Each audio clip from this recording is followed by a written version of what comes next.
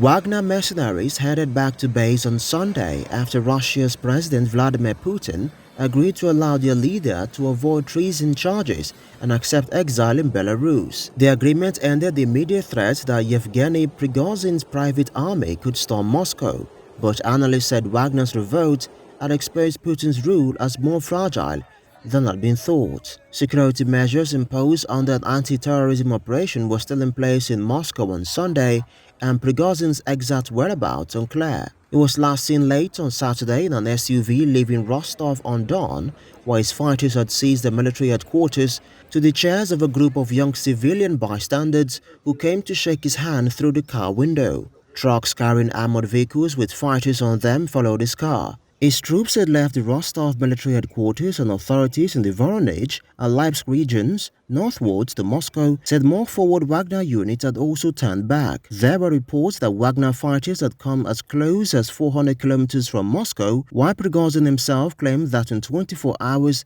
they got 200 kilometers from Moscow. His long-standing feud with military top brass over the conduct of the Russian operation in Ukraine boiled over on Saturday when Wagner forces seized the Rostov base and advanced towards the capital. Putin denounced the action as treason and vowed to punish the perpetrators, accusing them of pushing Russia to the brink of civil war, only to then accept a rapidly cobbled-together agreement to avert Moscow's most serious security crisis in decades.